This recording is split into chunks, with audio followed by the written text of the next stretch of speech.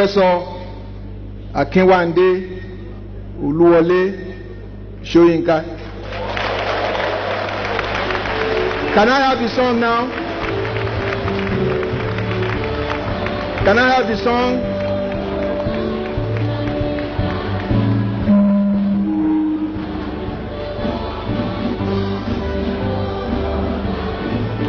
I ordered this song specially for you.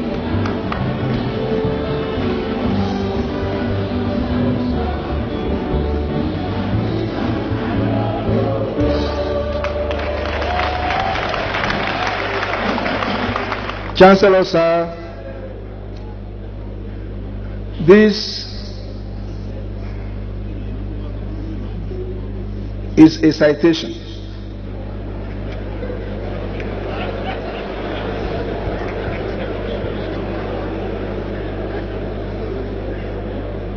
This is a citation.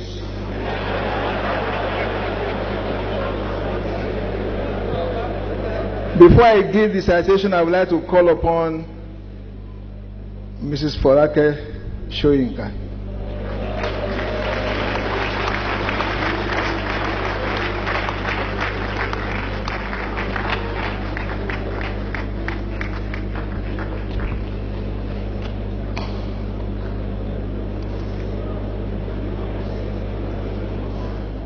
Emeritus Professor Akinwande Wole Soyinka, poet, playwright, novelist, compelling essayist, director, road marshal, hunter,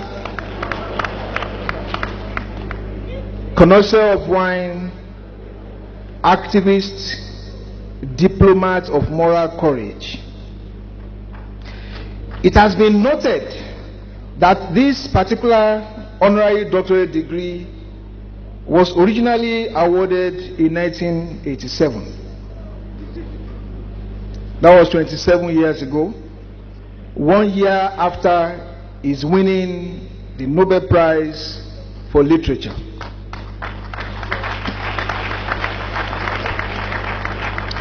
This is due season. For like vintage wine, the longer it takes, the sweeter and the better. Not many celebrated icons in Nigeria have achieved so much in terms of global recognition on account of outstanding literary output as well as patriotic sacrifice as Professor Akinwande Wole Soyinka. Born on Friday, July 13, 1934, Soyinka began his academic journey at St. Peter's Primary School, Ake, in Abeokuta, at age of 3. He gained admission on scholarship into the renowned Government College Ibadan, GCI, and proceeded to University College Ibadan, UCI, and later on to the University of Leeds, where he bagged his BA degree. From 1958 to 1959, he worked as a dramatist at the Royal Court Theatre in London. He returned to Nigeria in 1960 and founded the famous theatre group, the 1960 Mask. In 1964, he also founded the Orisun Theatre Company, on which platform he produced some of his written plays. This included The Swamp Dwellers and The Lion and the Jewel, which were performed in Ibadan in 1958 and 1959 respectively, and were published later in 1963. Shortly after his return from England, he took up an appointment as a research fellow in drama from 1960 to 1961. Between 1961 and 1967, Soyinka established himself as a major African playwright as well as academic. He held the position of lecturer in English at the University of Ife, 1962 to 1963, and in 1965, he was appointed as senior lecturer in English at the University of Lagos, where he subsequently became head of department. He was appointed as the first African director of the University of Ibadan School of Drama in 1967. Soon after then, he was arrested in August of the same year for his pacifist activities to stop the Nigerian Biafran War. He was jailed by the Nigerian authorities for 28 months and 22 days, most of which is spent in solitary confinement. After his release in October 1969, Soyinka returned to the University of Ibadan and took up the headship of the newly established Department of Theatre Arts. Soyinka left Ibadan in 1972 and was appointed later at the University of Ife as Professor of Comparative Literature in 1975. He retired from Ife in 1985.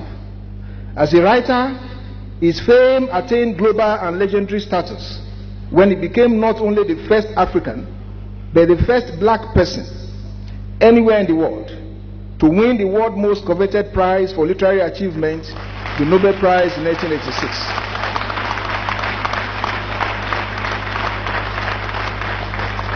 Emeritus Professor Wole Soyinka has been described as a consistently courageous voice for human rights world over and a force in national politics. He is both prolific and profound.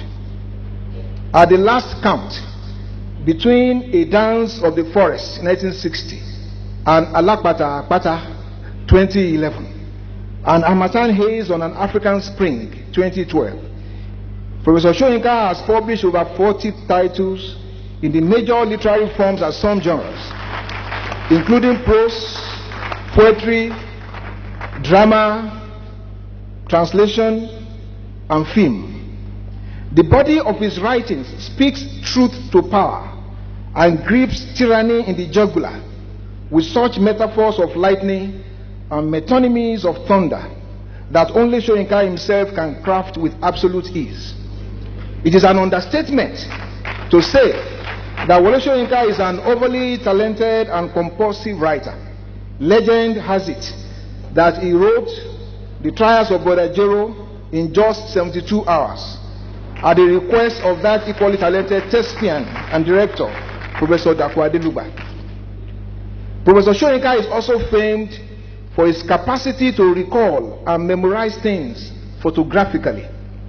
After his release from prison in 1969, having lost some of his prison notes, which he would later collect in The Man Died, he was able to recall 3 chapters of the notes, line for line, word for word.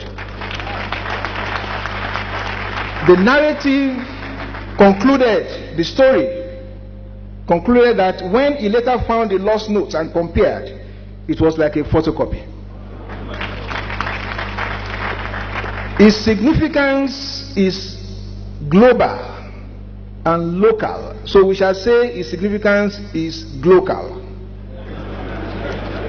At the last count, WS has to his credit over 100 national and international awards, prizes, trophies, inductions, decorations in 5 continents: Africa, Asia, Europe, North America, South America.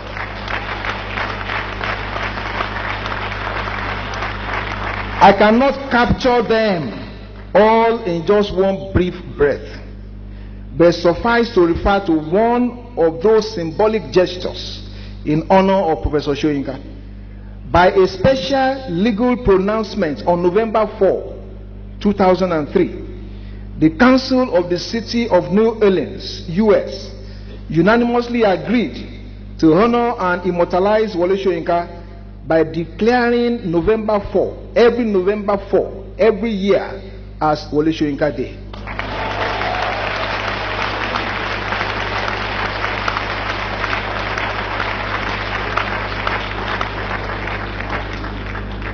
As you can see, that is my dilemma, and that is where the story stops.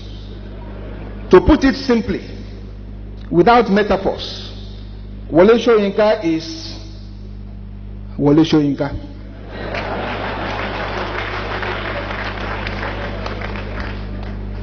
Chancellor, if it is to cite and recite the profile and accolade of Wole Soyinka, let me refer to the title of one of Professor Karim Baba's books, which itself is a borrower from the repertoire of my Yoruba poetic lore. If it is about Wole Soyinka, I can speak until tomorrow. But am I permitted to tell the story of Akinwande in prose? Am I permitted to raise a million metaphors in praise of a man who has blazed so many trails, fought many fights against injustice, against all kinds of dictatorship, a man who, by writing in all the major genres of literature, has out-Shakespeared Shakespeare?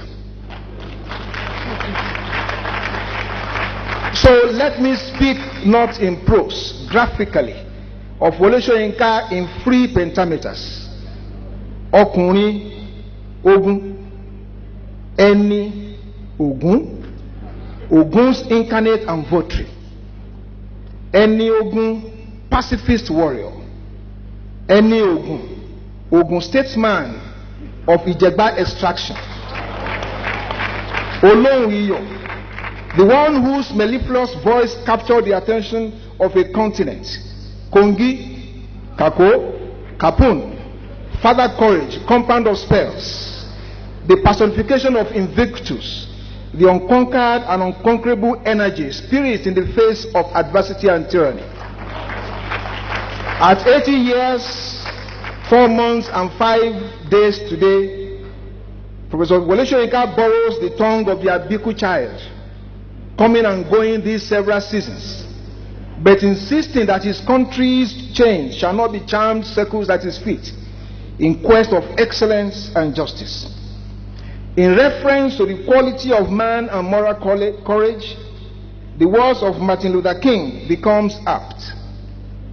The ultimate measure of a man is not where he stands in moments of comfort and convenience, but where he stands at the time of challenge and controversy. In classical times, Aristotle said of the statesman, what the statesman is most anxious to produce is a certain moral character in his fellow citizens, namely, a disposition to virtue and the performance of virtuous actions. Apart from his identity as a scholar, Wole Soyinka is equally a patriot and an elder statesman in the pure and antiseptic definition of the terms elder and statesman. He has been engaged with the fate of the Nigerian nation as a faithful, implacable, and inveterate critic of all kinds of tyranny in high and low places since Nigeria's independence in 1960 till present time. To Soyinka himself, under a dictatorship, a nation ceases to exist. All that remains is a fiefdom, a planet of slaves regimented by aliens from outer space. Chancellor, sir, ladies and gentlemen, this is Emeritus Professor Wole Soyinka, simply WS. This is our salutation to his gods, the horseman of fluent and confounding words, the one who has been the interpreter of the open soul of a continent, he who set forth at dawn from Ake through Apata Ganga, Ibadan to Leeds, becoming the toast of the world, of literary pundits and other philosophers. Always on the road, in the forest, and even as a swamp dweller, he has engaged giants and rodents, the Brother Jeros and the King Babus of this world. One of the original strong breeds, he has challenged both madmen and specialists in the season of anomy. His life is tied to the burden of memory. To those who have caused him the pain to write prison notes, Soyinka has been the muse of forgiveness. He is the shuttle in the crypt, the calm wood on the leaves, courage in the climate of fear, the scourge of hyacinths and demons and fake futurologists. He is the interventions, outrage against prodigals and prostitutes of power. He is the one who always insists that the man dies in all who keep silent in the face of tyranny.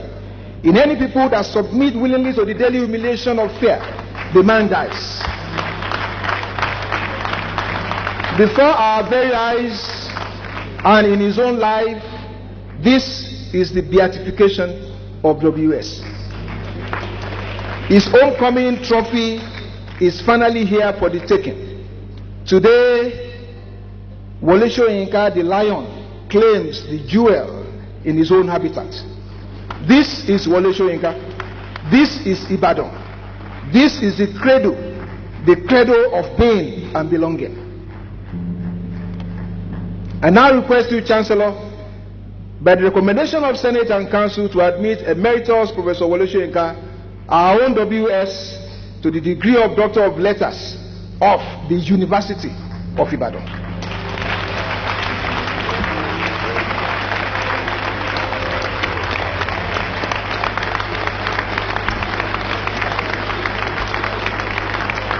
By the authority vested in me, I confer upon you the honorary degree of Doctor of Letters of the University of Ibadan.